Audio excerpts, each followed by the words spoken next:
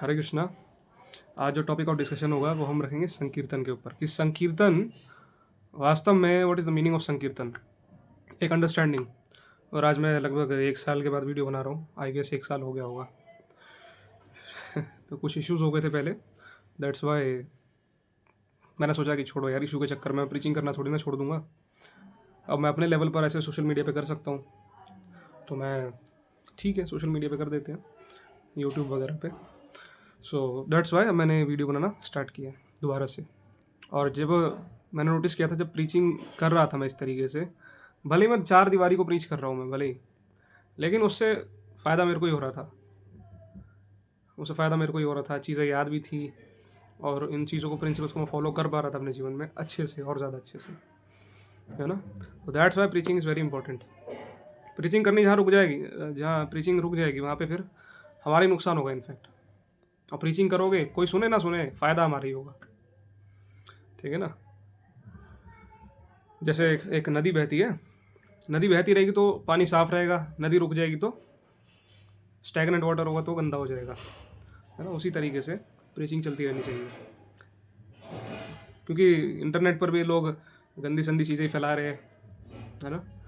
वो इंस्टाग्राम वगैरह के माध्यम से गंदी चीज़ें, गंद फैला रहे हैं, अश्लीलता फैला रहे हैं, गंदी गंदी वीडियोस, और गाली गलौज कर रहे हैं। लोग उनको पैसे दे रहे हैं गाली गलौज करने के। तो पूरा संसार कैसा है जिन्हें जिन्हें मूढ़ा कहते हैं, मूढ़ा, प्रमत्ता, सारे के सारे प्रमत्ता है, मूर्ख है, मूर्ख सबके सब। तो गलत चीज़ों में इन्वॉल्व हो रहे हैं और गलत चीज़ों के ही पैसे दे रहे हैं, गलत चीज़ें अपनी कॉन्शियसनेस में डालने की, है ना। So that's the thing. तो हमने सोचा कि चलो कुछ पॉजिटिविटी फैलाते हैं, और पॉजिटिव, सबसे पॉजिटिव चीज़ क्या है? भगवान की कथा, राइट। सो मैंने कहा मैं प्रीचिंग रोक नहीं सकता अब। तो एनीवेज लेट्स बिगिन। तो आज हम डिस्कशन करेंगे संकीर्तन पे, ठीक है। उससे पहले विल डू मंगलाचरण।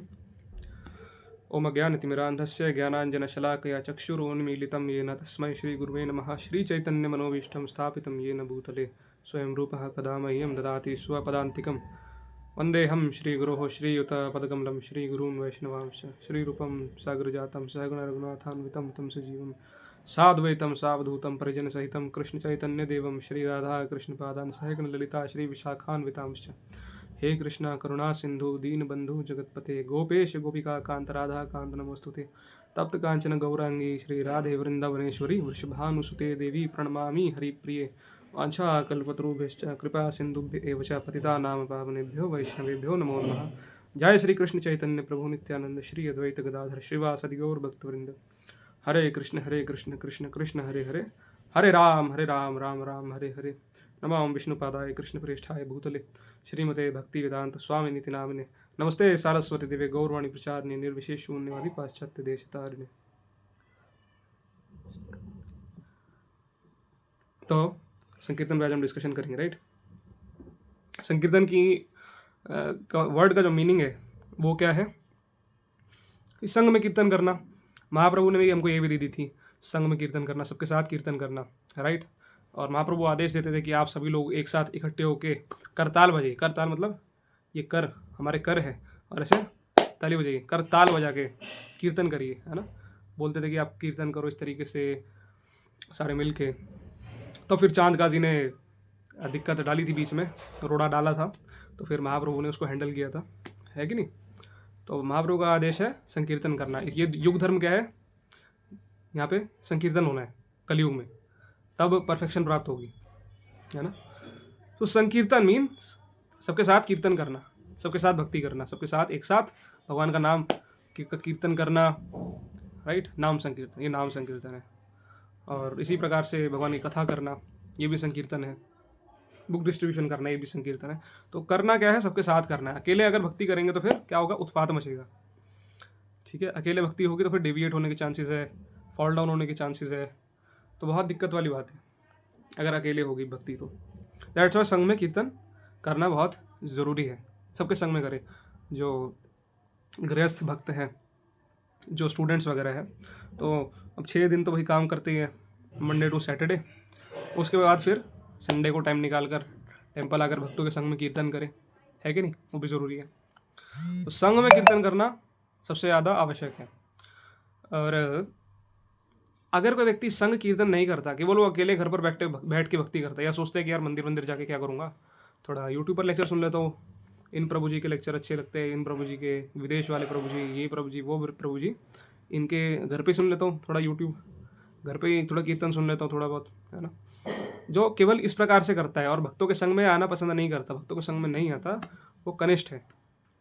क्योंकि भगवान को जितना सम्मान दिया जाता है उतना ही सम्मान भगवान के भक्तों को देना चाहिए हमको, उतना ही सम्मान भगवान के भक्तों को देना चाहिए। जितना हमको भगवान को प्राप्त करने की इच्छा है कि भगवान है, हमें भगवान से मिलना है, भगवान को प्राप्त करना है, उसी प्रकार से हमारी इच्छा होनी चाहिए भक्तों के संग में रहने की भी, कि भक्त है, भक्तों का संग करना है, भक्तों के साथ रहना है। और यही बात ध्रुव महाराज ने भगवान विष्णु से बोली थी कि मुझे आपके भक्तों का संग करना है, बस हमेशा आपके भक्तों के संग में कथा सुननी है।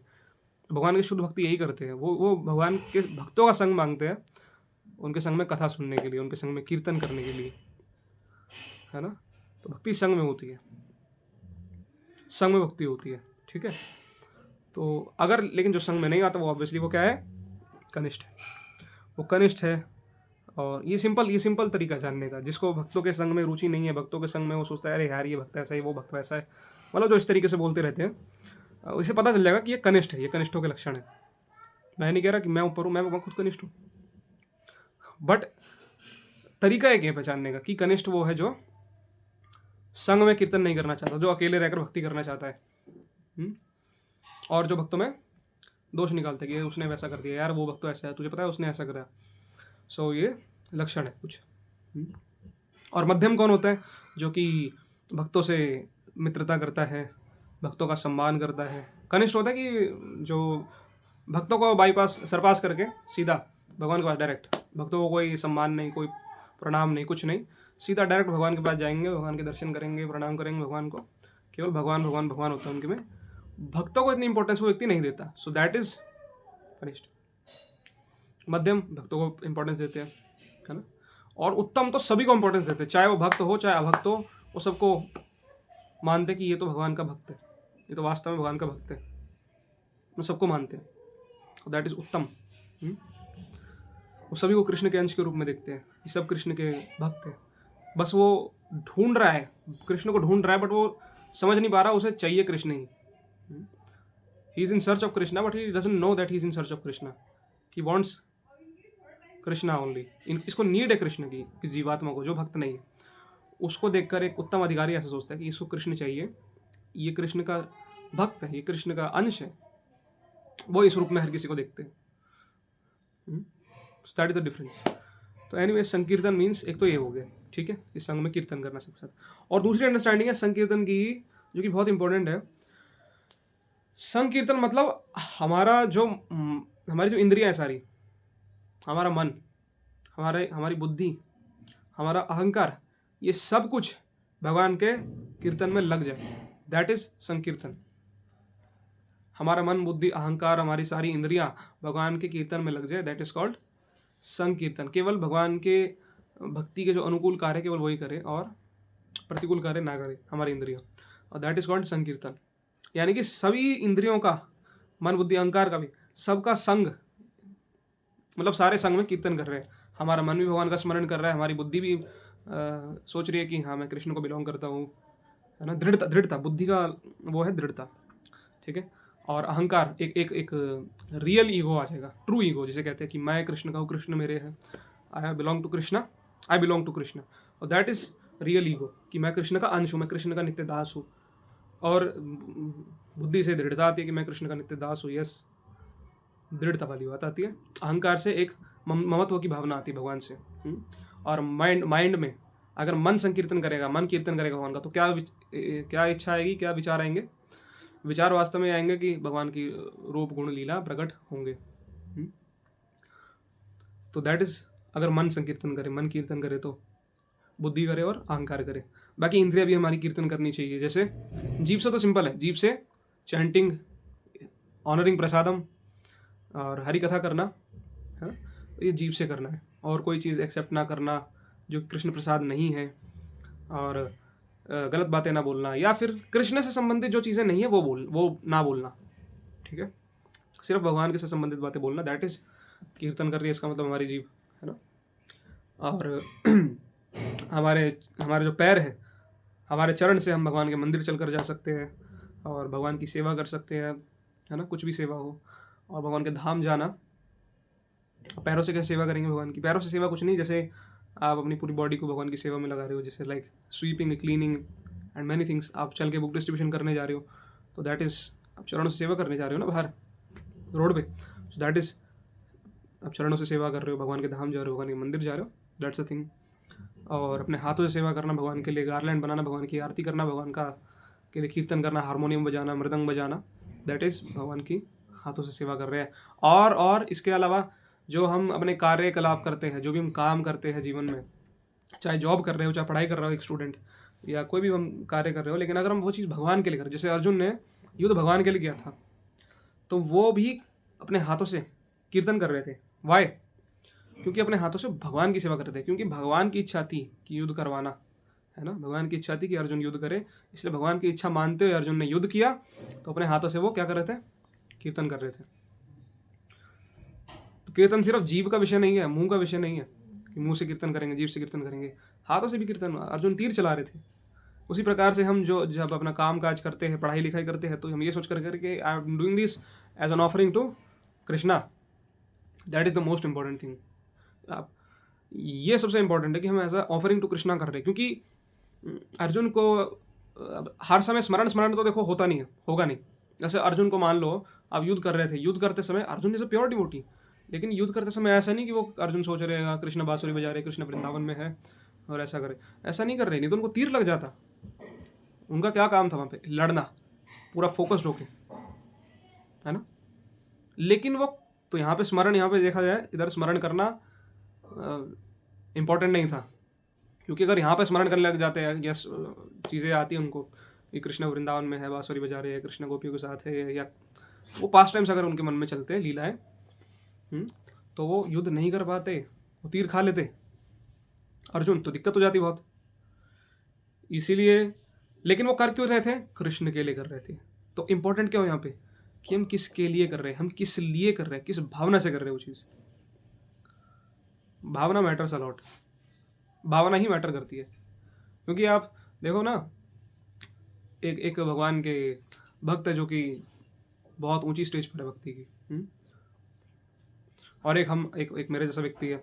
तो अगर मैं 16 माला करूंगा और भगवान के शुद्ध भक्त माला कर, जैसे प्रभुपाद है, प्रभुपाद 16 माला करेंगे और मेरे जैसा कोई माला करेगा, तो रिजल्ट दोनों को अलग अलग मिलेगा। काम दोनों सेम कर रहे हैं, एक उत्तम अधिकारी और एक कनिष्ठ अधिकारी भी सेम काम कर रहे हैं बिल्कुल, लेकिन डिफरेंस किस में है? रिजल्ट में है। रिजल्ट में डिफरेंस क्यों है? क्योंकि चेतना में डिफरेंस है, भावना में डिफरेंस है। प्रभुपाद जी की भावना कुछ और है और एक कनिष्ठ अधिकारी की भावना कुछ और होगी, इसलिए रिजल्ट भी उन्हें डिफरेंट मिल रहे हैं। समझ रहे बात? तो भावना मैटर्स अलॉट, और किसके लिए कर रहे हैं हम, क्यों कर रहे हैं, ये क्लियर होना चाहिए। ये सोचते हुए अगर हम करेंगे कि हम क्यों कर रहे हैं कोई कार्य, that is the most important thing. क्योंकि कार्य करते समय ऐसा तो नहीं कि आप हर समय आप हरे कृष्णा करते रहोगे। मान लो पढ़ाई कर रहे हो, पढ़ाई के बीच में आप माला लेके बैठ गए, हाँ जी, पढ़ाई के बीच में माला लेके बैठ गए और माला कर रहे हैं, माला करते करते पढ़ाई कर रहे हैं, पढ़ाई भी नहीं होगी, माला भी नहीं होगी, है ना। तो हर समय ऐसा नहीं कि स्मरण होता रहे।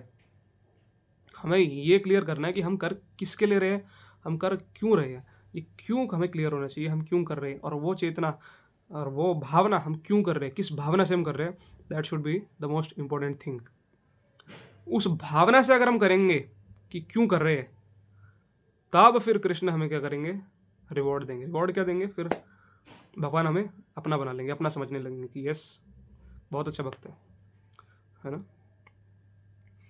क्योंकि माला कोई व्यक्ति कर रहा है लेकिन वो अपराध भी कर रहा है, और माला करते करते वो कुछ और सोच रहा है, माला करते करते वो कोई और काम भी कर रहा है ना, मन को भागने दे रहा है और गलत चेतना के साथ माला कर रहा है कि मुझे प्रॉफिट मिलेगा, मुझे कुछ मिलेगा, ये वो, या गलत भावना के साथ कीर्तन कर रहा है भगवान का कि लोग मुझे देखे, माताएं मुझे देखे, सब मुझे देखे। इस भावना के साथ अगर कोई कीर्तन कर रहा है तो भगवान उससे प्रसन्न नहीं होंगे डेफिनेटली, भले ही वो क्रिया क्या कर रहा है, भगवान का नाम लेना, कीर्तन करना, क्रिया तो वही है। और एक शुद्ध भक्त वही क्रिया करेगा, भगवान का नाम लेना, लेकिन उसके मन में जो एक शुद्ध भक्त है, उनके मन में क्या रहेगा? भगवान को की प्रसन्नता के लिए करना है। सो यहाँ पर फ़र्क आता है दोनों में, इसलिए रिजल्ट डिफरेंट होते हैं।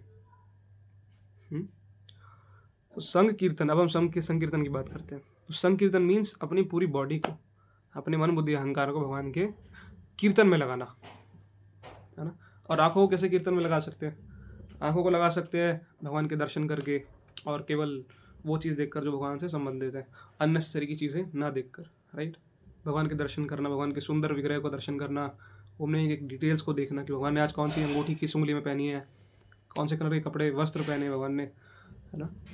और सब चीज़ें, बांसुरी का कलर क्या था, है ना। ये सब चीज़ें हम देखें भगवान के लिए, ये देखें भगवान में, दर्शन करें। और नाक से कैसे कर सकते हैं संकीर्तन? How can we do it? जैसे कि भगवान को जो ऑफर्ड फूल है, जो पुष्प है, जो तुलसी है, वो सब उसको स्मेल करके वी कैन डू इट, ठीक है ना। और कानों से भगवान का नाम सुन के, भगवान की कथा सुन के, जीवा से तो कीर्तन करके, नाम जप के, कथा करके भगवान की, है ना, प्रसाद पाके। So this is how we engage our body in Krishna service, या कह सकते संकीर्तन। इसी प्रकार से तो शुद्ध भक्त होते हैं, वो हर समय संकीर्तन करते रहते हैं, वो हर समय संकीर्तन करते हैं। तो संकीर्तन वास्तव में ये है, पूरी बॉडी आपकी हरे कृष्णा बोले, पूरी बॉडी हरे कृष्ण बोले, पूरी बॉडी।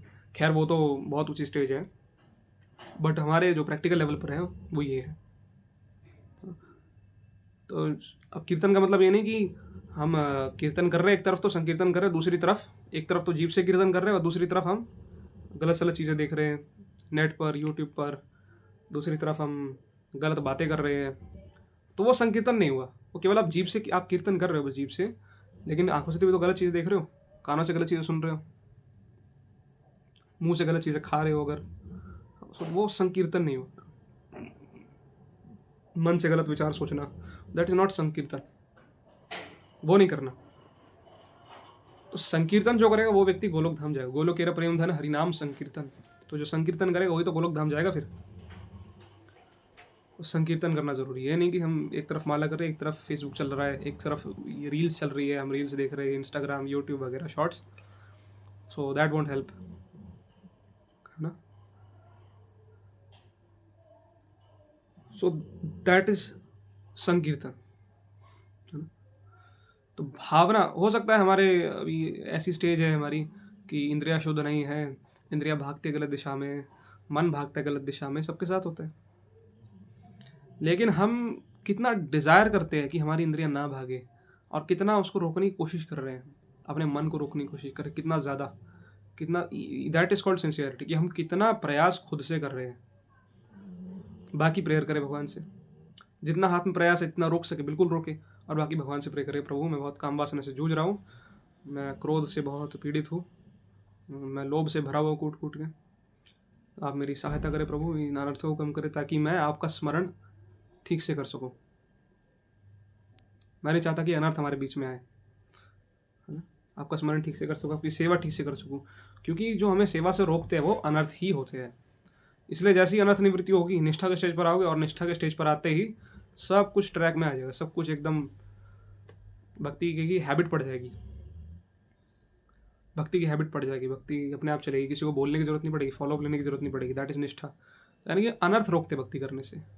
तो भगवान से प्रे करेंगे और खुद से प्रयास करेंगे, जितना हम रोक सके, जितना हमारे वश में है हम उतना रोकना पड़ेगा, हमको बिल्कुल रोकना पड़ेगा। अगर नहीं रोकेंगे तो फिर फॉल डाउन हो जाएगा, वो फिर फॉल डाउन हो जाएगा वहाँ पे। जैसे भरत महाराज के केस में, भरत महाराज भाव भक्ति के स्टेज पर थे और वो हिरण से अटैच हो गए थे। हिरण से अटैच होने के कारण फिर जब हिरण छोड़ के चला गया तो फिर वो खूब क्रंदन किया और करते करते वो शरीर त्याग दिया, और फिर हिरण का शरीर उन्होंने धारण किया। फिर उसके बाद जब हिरण का शरीर मिला तब उन्हें थोड़ी समझ आई कि यार मैंने गलत किया, मुझे ऐसे अटैच नहीं होना चाहिए था, अब मैं बिल्कुल भी कोई चांस नहीं लूँगा। तो फिर वो अपने फिर किसी हिरणियों के साथ एसोसिएट नहीं करते थे, है ना। अच्छे से उन्होंने अपना जीवन जिया भगवान का स्मरण करते हुए, और फिर अगले जन्म में जड़ भरत बने। और जड़ भरत में उन्होंने बहुत कोशिश वो रहे, बहुत कोशिश रहे भरत महाराज, जड़ भरत, क्योंकि उन्हें पता था पिछले अपने जन्म याद था कि भाई मैं कितनी बड़ी गलती करके आया हूँ, इतनी अच्छी खासी भक्ति के स्टेज पर भाव भक्ति के स्टेज पर मैं एक हिरण से अटैच हो गया और तब जाके मेरा फॉल डाउन हो गया अच्छा वाला, कि मेरे को एक जन्म लेना पड़ा हिरण के रूप में। जब वो जड़ भरत बने तो फिर वो बहुत उन्होंने सावधानी बरती। उनके पिता उनको सिखाना चाहते थे, बहुत कुछ उनको सिखा रहे थे कि ऐसे खाते हैं, ऐसे पीते हैं, इस तरीके से ये करते हैं, इस तरीके से, मतलब सब चीज़ ही वो trying to teach him. But Jada Bharat बिल्कुल ऐसे एक्ट करते हैं जैसे वो बिल्कुल पागल से, वो उन्हें कुछ समझ नहीं आ रहा, जानबूझ के, ताकि वो संसार में फंसे ना। वैसे ही सुखदेव गोस्वामी, वो भी 16 साल तक बाहर ही नहीं आए गर्भ से, माँ के गर्भ से। भाई बाहर माया है, मेरे को नहीं आना। तो एनीवेज, तो जड़ भरत इस तरीके से उन्होंने सावधानी बरती, लेकिन फिर उस जन्म बाद वो वैकुंठ गए। उन्होंने भक्तों का संग किया, भगवान की भक्ति अच्छे से करी और किसी चीज़ से अटैच नहीं हुए और भगवान के धाम गए। तो अब उन्हें ये जन्म मिला क्यों? क्योंकि उन्होंने जानबूझकर ऐसी गलती करी थी, जानबूझकर। मतलब he could have stopped it, he could have avoided that attachment from that deer, but he did not avoid that. वो नहीं अवॉइड करा उन्होंने, वो कर सकते थे, उनके बल वश में था, इतना बल था उनके अंदर कि वो एक हिरण से अटैच होने से रोक सकते थे खुद को। He would have stopped it, अगर वो अपनी भक्ति में एंगेज रहते और सोचते क्या यार कोई बात नहीं, जो भी है, उस हिरण को थोड़ा बहुत खिला पिला के ठीक है चलो जाओ आप बड़े हो गए जाओ। He could have let it go, या फिर पहले ही वो अटैच नहीं होते शुरुआत में, तो बच सकते थे। बट वो हुए, उनके वश में था, फिर भी वो अटैच हुए। इसलिए भगवान ने उनको करेक्ट करने के लिए, उनकी मिस्टेक को रेक्टिफाई करने के लिए भगवान ने उनको एक जन्म दिया हिरण के रूप में, ताकि इस बार इनको अकल आ जाए और जो भी अटैचमेंट थोड़ी बहुत भी अगर रह गई है वो भी ख़त्म हो जाए। और फिर अटैचमेंट ख़त्म हो गई, है ना। तो इसी तरीके से हमारे अंदर भगवान ने बल दिया, भगवान की बल शक्ति है ना, परास्य शक्ति विविधे विश्रूयते। तो भगवान की अनेकों शक्तियाँ हैं, उन शक्तियों से ही ये संसार, ये सृष्टि चलायमान है। भगवान की शक्ति ही सारा काम कर रही है, भगवान के सोचने मात्र से ही, मतलब भगवान को करने की भी कुछ जरूरत नहीं है, कृष्ण की शक्तियाँ ही सारा काम कर रही है, सारा काम भगवान की शक्तियाँ कर रही है ना। तो भगवान की शक्ति है बल शक्ति, उस बल शक्ति से हमको अनर्थों से लड़ने का बल मिलता है। जो भी हम साधना कर रहे हैं वो सब करने का बल मिलता है हमको। तो अगर भगवान हमको बल दे रहे हैं, हम फिर भी उसका प्रयोग नहीं कर रहे अनर्थों से लड़ने के लिए, अननेसेसरी हम उस चीज़ में फंस रहे हैं जानबूझ के और प्रयास नहीं कर रहे, सो दैट इज़ व्हाट, उससे फिर दिक्कत आती है। इसलिए प्रयास करते रहना पड़ेगा, साथ में फिर भगवान से प्रे करना होगा, प्रभु मैं यहाँ पर इस तरीके से मार खा जाता हूँ, तो आप मेरी रक्षा करें प्रभु, ताकि मैं आपका स्मरण अच्छे से कर पाऊँ। और अनर्थों से बचने के लिए हमें ये मांगना होगा कि ताकि मैं आपका स्मरण कर सकूँ अच्छे से। अगर हम ये बोलें प्रभु मेरे को अनर्थों से बचा लो ताकि मैं परफेक्ट बन जाऊँ, ताकि मैं अच्छा बन जाऊँ, वो चीज़ ठीक नहीं है। हम क्यों मांग रहे हैं अनर्थों से मुक्त होना? मुक्ति प्राप्त करने के लिए। अनर्थों से मुक्त हो हम इसीलिए होना चाह रहे हैं ताकि भगवान और हमारे बीच में जो अनर्थों की जो वॉल है वो हट जाए, वो टूट जाए और हम भगवान के प्रति प्रेम प्राप्त कर सके, है ना, भगवान के अपने बन जाए, भगवान के फेवरेट बन जाए, भगवान हमारे ऊपर दृष्टि डाल दे, भगवान हमको देख ले एक बार बस प्रेम से। That's what we want. इसलिए हम कहते हैं कि अनर्थों से हमारी मुक्ति मिल जाए। अगर कोई और गोल है अनर्थों से मुक्ति मिलने का, ताकि मैं अच्छा बन जाऊँ, अपने अच्छा बन के हम क्या करेंगे? अपना अच्छा बन के हम क्या करेंगे? That's the thing. अब ये चीज़ कैसे होगी? संकीर्तन से।